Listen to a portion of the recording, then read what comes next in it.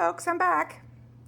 I'm putting together just a strange new meal that was all predicated by the fact that I had a cauliflower I got at the farmer's market, not this Saturday, but the one before, and I wanted to use it up. So I found a real simple recipe in this book that is Italian that I have no idea why. It was probably on sale at the bookstore I worked at. Anyway, it was a real simple cold cauliflower salad that had just lemon juice and olive oil.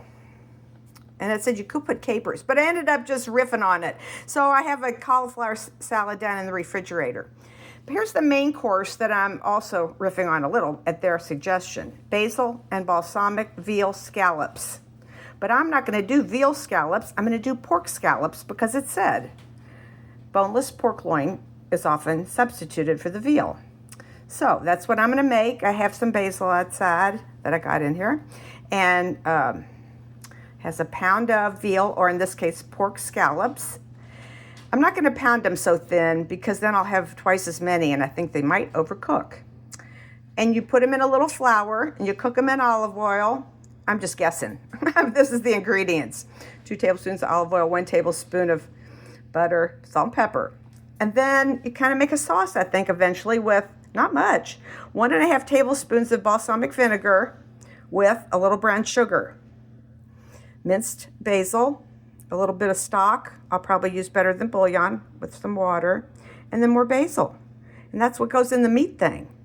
And this, I'll show you what book this is out of. Here's something maybe you've heard of. It's called The Splendid Table, which is a book by Lynn Rosetta Casper. Many years ago, she had a show on the radio, on the public radio station, and I believe her show was called The Splendid Table. It was on early on a Saturday morning, so I never was up for it. But she then made this book, and it won a bunch of awards, if you saw that on there. And I'm going to make, to go with it, out of the same book, a real simple oven-roasted potatoes, which I already boiled in some water for, it said 8 minutes, but I lost track because I was doing something. But they seem just right. They're tender, but not mushy. I've got olive oil, salt, and pepper on them. And then when they're done, I'm going to put some sage leaves on them because I have a sage plant outside. No pancetta, though, because we're having pork, so it says optional anyway. So that's it, the pork dish, the potatoes, and the cauliflower salad. And also I'm going to cut up this little nice farmer's market tomato. I've got a bunch, and I don't want it to go bad. As you can see, here's my pork tenderloin that I cut up. There's my basil and my sage. And, here, I'll be right back. Okay, here's my potatoes that I boiled, like I said, for an unspecified time, but it seemed good. They're tender, but not too mushy. And I'm going to put them in a 425-degree oven for quite a while. I don't know if it's going to take as long as it said. It said 40 minutes and then flip them, and then, no, it said to stir them occasionally. And then it said something about 30 more minutes. I don't know. We'll see. So right now I'm going to put these in the oven for a while. Here's my potatoes that I've been roasting in the oven for about 30, 40 minutes. And I'm going to leave them in there for at least 10 more. I decided the tops get more brown when they're on their back. So anyway, I put a little fresh sage. It didn't say to cut it, so I just sort of put it in little pieces. And I'll show you what my salad here. Here's my cauliflower salad. What it is I roasted the cauliflower in the oven with some salt, pepper, and olive oil. And the things I've added to it are a lot of lemon juice, some toasted, very well toasted pine nuts, and my currants that I ordered. If y'all saw that video, currants. And some sliced pepperoncinis and some parsley. That, I believe, is it. Okay, now I'm going to start cooking my little pieces of pork tenderloin. I'm going to dredge them in flour with some salt and pepper. And I'm going to cook them in a skillet. Here's all my stuff. Water, salt, not better than bouillon. I'm going to try to do them in all my giant skillet in one batch. And I've got my pork in here. I'm going to dredge the other side here. And then we'll be having dinner in a sec. Okay, I got my butter and my olive oil in my giant skillet. I'm so hoping I can get all this meat in here at one. If I can't, I've got a dish I'm gonna put the meat in. Then I'm gonna make the sauce that's just so simple. All it is a little bit of broth and a little bit of balsamic vinegar and some basil. So now I've got my meat. I'm just gonna dredge it. Boy, this is a lot more flour than I think I'm gonna need. I'm gonna start this at 12 o'clock. I can remember that. These will cook. This is pork tenderloin. I just want to say, I think by the time I get around on one side, might be time to flip. All apologies to Larry Sanders. Well, we'll have to do a little flipping. Sorry. Let's see how much of this I can fit in. It was supposed to be 1/8 of an inch thick. That was veal. But this is pork, and I would say it's about 1/4 of an inch. We'll see how much. I'll get like, instead of just doing it, we'll see how close I get. I'm not going to super crowd it though, but we'll see. You know what? I won't bore you with this. I'll show you when I get as much in here as I can, Mike. Let's come back when I get it all in there. Okay. I think I'm going to get it all in here. Without, really, without super. It's a very large pan. It's That's just my perfect. big 6-quart. I forget what it was actually called. Maybe a skillet? I think this was called something else. Like I said, my friend Connie gave it to me. Mega skillet. She bought it for something and never used it. And when I expressed my interest in it, I got it for Christmas. She didn't have to buy me anything. I'm so excited. Of course, I love it. Perfect fit. Okay, so look, there it is. Now I'm going to I'm going to rinse off my hands, and I'll be right back to start flipping it.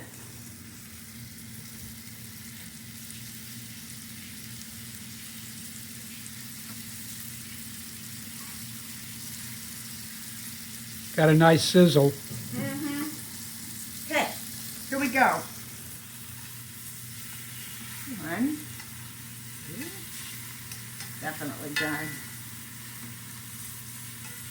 This will be quicker, which is good because I'm going to flip. The face of the clock thing help you really keep track of it. Yeah, but I'm going to flip my pan. But I think I can figure that out.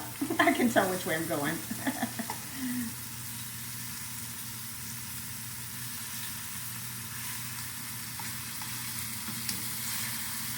Seems hotter on that end over there, that's all I can say.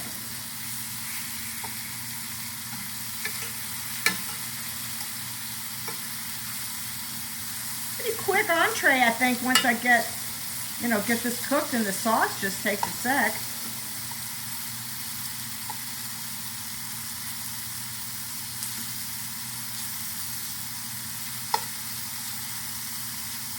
That's pretty good. Wow. That guy's done. Cooking quickly. I tell you, pork tenderloin, because you really want it to have a tinge of pink to it.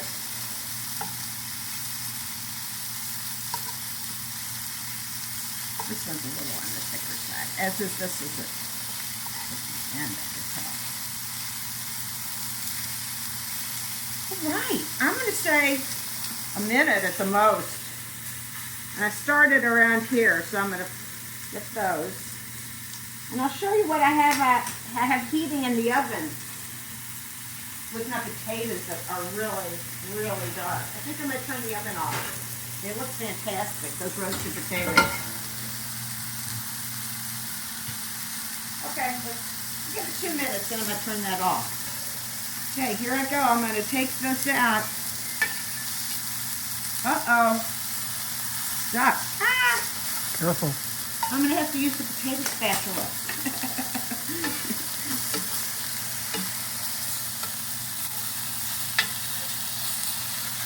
Could have added a little bit more fat to that, obviously. I'm going to do it right now. Especially right in the middle there. You said you could if you did it in batches, but I just did it all in one, so. Now that's hot. I have to remember that dish is hot. All right. I'm going to turn the flame down. I'm going to turn the flame off. Take these out. Whoa. I'm gonna leave that one in there a minute. That's one right there, over there.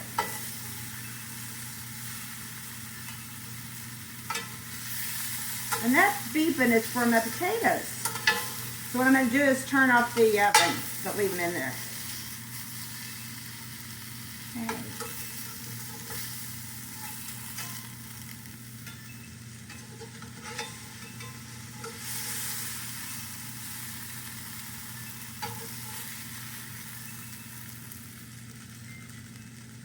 Okay, off. Off on the oven. I'm going to get all this good stuff off of here when I put the sauce in there, so I don't have to worry about losing it. Stuff it. That looks good. Okay. Now, I'm going to add my water. Turn the flame on a little bit. Oh, good nice.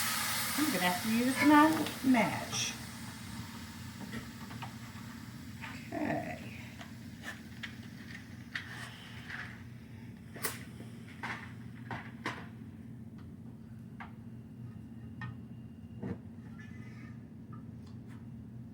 All right. So right there I have water, a half a cup, and now I'm going to put in a half a teaspoon of chicken bouillon.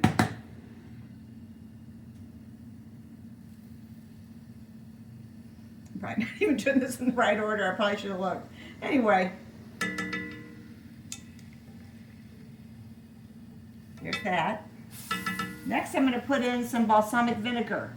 So a tablespoon and a half, and that's what I'm going to put in right here.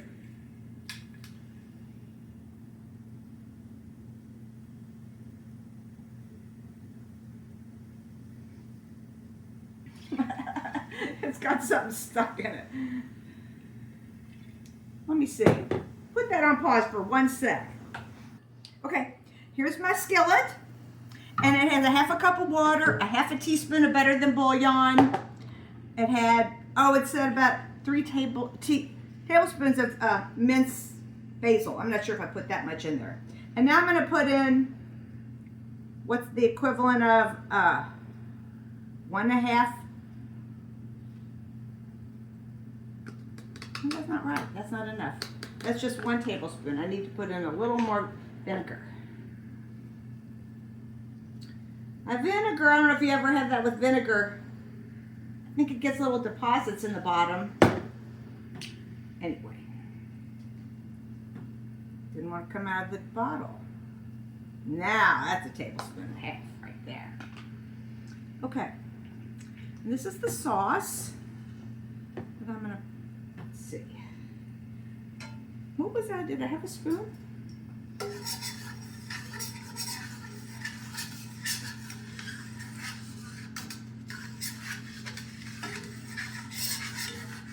Scrape up all that nice fond in there. Everything's stuck in there.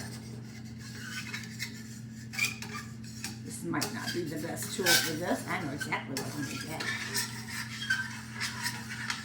Anyway, this little sauce is going to go on top of this meat. A little big, too big of a container, but I think that'll be. And this pan was so hot, I think it probably kept my pork nice and warm because I put it in the oven with the potatoes for a few minutes. That's good. And Mike, I'll be back. I just have to see how long I need to cook this. Okay, look, my sauce is boiling away. I think it's good. Didn't really say to reduce it. I'm going to put in just a little bit of sliced basil. That was minced before. I know it's not quite as much, but I don't want to overdo the basil part. I'm going to give this a taste. Well, really, I put a little salt and pepper on my meat before I put it in there, but really I haven't. Let me taste this and see if it needs some salt and or pepper. Yes, definitely does. Pepper first. I think my potatoes are salty, so I didn't want to overdo the salt part, but I put a little salt on there. But the sauce, here we go, walking in a circle. The sauce needs a little salt. Now, let me give that a taste.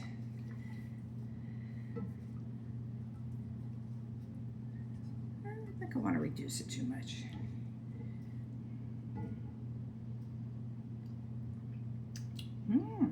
Pretty good. Pretty good. Okay.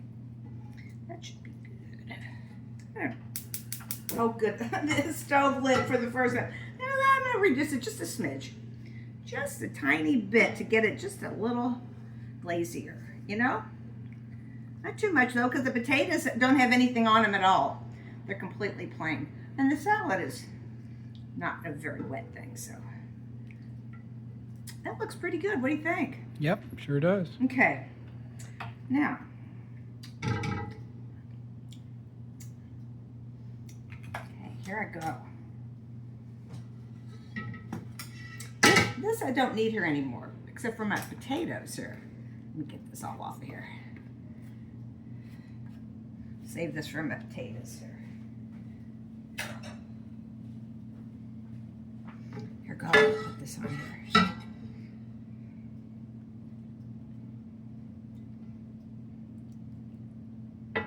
This is sort of heavy. Let me say. I'm not that strong with my left arm here, so. Need an assist? I could have, but let me just say, I'll just stir it around a little bit. It's fine.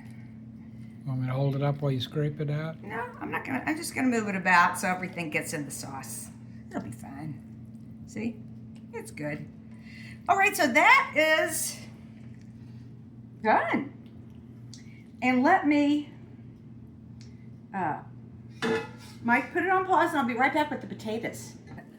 Look, Wow. there's the roasted potatoes. What do you think, Mike? Look at the color of those things. That's Yeah. fantastic. I hope they're good.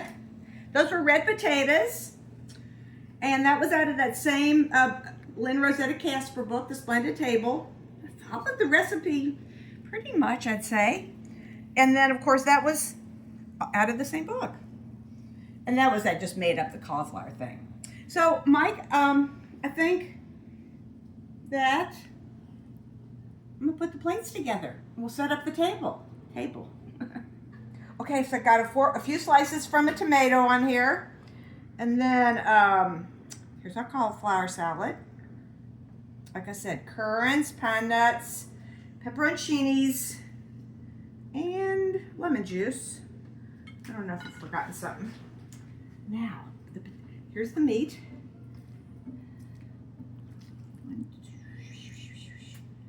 Let's see here. There's one with a lot of sauce. There's one with not much sauce. I'll give you at least, these are small pieces of meat, but Go a little that's more probably on plenty right the there. more on the potato and Let me get the spatula here.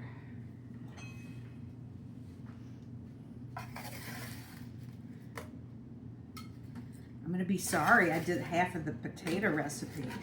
I'll put one piece of crunchy sage on there too. That looks good. Okay, Mike, I'm gonna put this down. This is your plate right here. Then I'll get mine.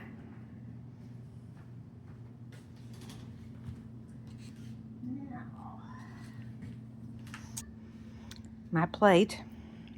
Look at those potatoes. Potatoes were a little weird looking. That one right here, that's a funny look. Anyway, there's the cauliflower salad. There's the pork with the balsamic, I forget the exact name of it. And our tomatoes. I haven't put anything on them yet. Now, the potato, there's Mike's plate. The potatoes don't need any salt. So I didn't put any salt. I was afraid I salted them. They taste delicious. So I don't know if I'll put anything on my tomatoes or not. But Mike, have you tried anything? I tried the potato. It's very crispy and tender on the inside. It's a little. It's creamy in the middle. It is creamy. Okay. Very creamy, yeah. Okay, wait one sec.